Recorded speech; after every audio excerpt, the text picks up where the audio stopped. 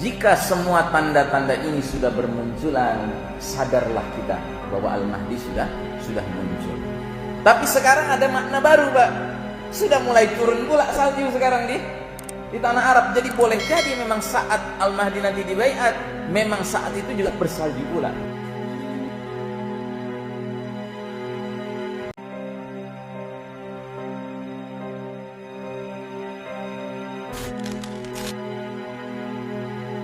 Peristiwa-peristiwa yang menyertai saat tampilnya Al-Mahdi. Ada beberapa poin. Satu, akan ada perselisihan atau social chaos, social political chaos, kekacauan sosial politik saat wafatnya seorang pemimpin. Dan para ulama akhir zaman sering mengkaitkan dengan pemimpin ini dengan tempat di mana Al-Mahdi akan dibaiat. Al-Mahdi itu akan dibaiat di mana? Di kota Mekah, ya, di depan Ka'bah. Sedangkan secara geopolitik dunia hari ini, Ka'bah, Mekah termasuk wilayah negara mana? Arab Saudi. Jadi pemimpin yang dikhawatirkan, yang dimaksud oleh Nabi adalah wafatnya seorang raja Saudi. Yang kedua, dalam kondisi chaos seperti itu, seorang ahli Madinah lari menuju ke Mekah, mencari perlindungan dan keamanan di Ka'bah, ya.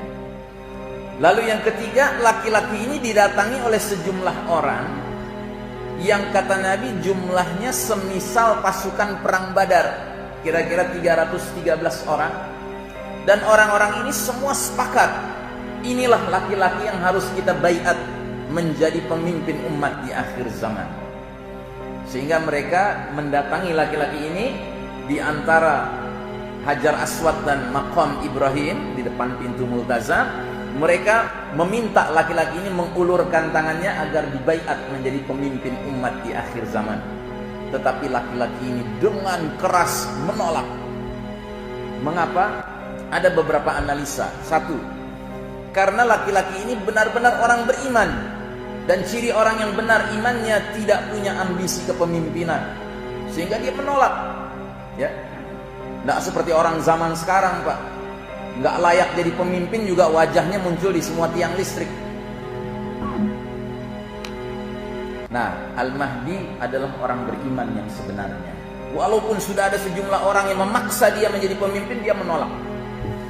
Yang kedua, Al-Mahdi menolak menerima baiat itu karena Al-Mahdi tidak tahu dirinya Al-Mahdi sebelum terjadinya pembaiatan paksa itu. Dia tidak tahu menahu. Mengapa demikian skenario Allah? Karena Allah ingin memelihara Al-Mahdi. Bila mana Al-Mahdi sudah tahu siapa dirinya jauh-jauh hari sebelumnya, bisa-bisa bocor kepada musuh-musuh Islam yang akan berusaha membunuhnya. Tapi dengan dia tidak tahu menahu, bagaimana musuh bisa tahu? Sedangkan dianya sendiri tidak tahu menahu. Lalu bagaimana 313 orang itu bisa tahu? Itu adalah kehendak Allah. Kita tidak tahu siapa 313 orang ini, tapi dalam sebuah hadis riwayat Al-Hakim dikatakan mereka merupakan yarda anhum sakinus samai was sakinul ard.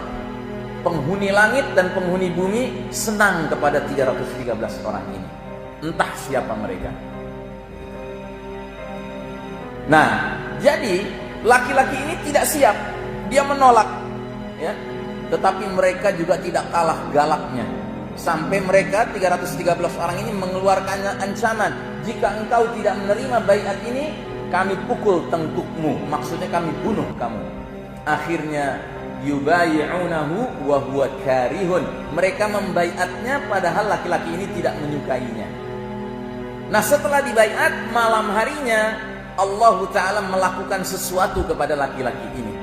Dikatakan dalam hadisnya, Al-Mahdiyu minna ahlal baiti yuslihuhullahu fi laylah. Al-Mahdi itu dari keturunanku ahlul bait yang Allah islah, perbaiki dalam satu malam. Jadi setelah malam itu tiba-tiba dia muncul sebagai pemimpin yang siap. Jadi Al-Mahdi tidak perlu ikut lemhanas, tidak perlu ikut training, tidak perlu ikut daurah, nggak perlu ikut ISQ, nggak perlu. Ya. Al-Mahdi itu dipersiapkan langsung oleh Allah Ta'ala.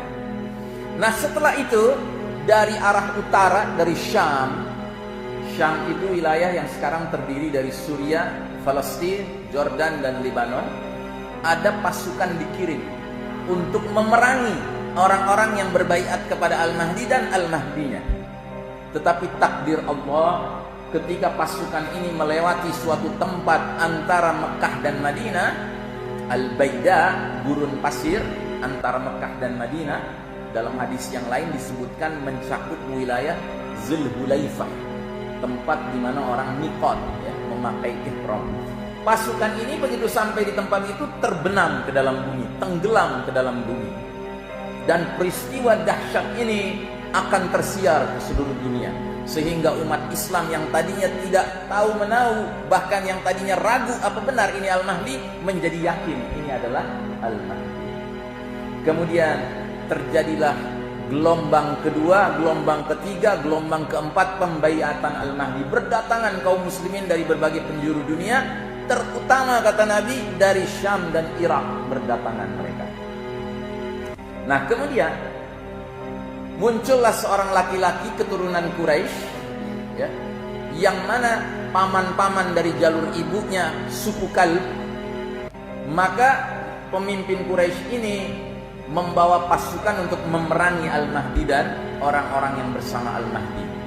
Tetapi takdir Allah, kontak senjata pertama antara Al-Mahdi dengan musuhnya dimenangkan oleh Al-Mahdi dan pasukannya.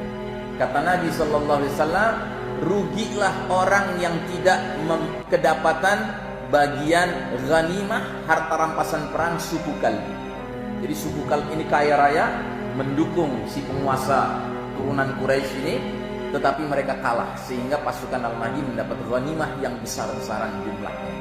Baik, kemudian catatan yang ke-8, pasukan pendukung Al-Mahdi salah satu cirinya mengibarkan rayatus sud, bendera berwarna hitam, ya. Baik, kita lihat hadisnya. Yakunu ikhtilafun 'inda mauti khalifah fayakhruju rajulun min ahli al-madinati hariban ila Makkah, ya. Akan terjadi perselisihan saat matinya seorang khalifah. Lalu seorang laki-laki ahlul Madinah akan keluar dari Madinah pergi menuju Makkah. Kemudian beberapa orang dari Makkah mendatangi laki-laki ini. Mereka memaksanya keluar dari dalam rumah meskipun laki-laki ini tidak menginginkannya.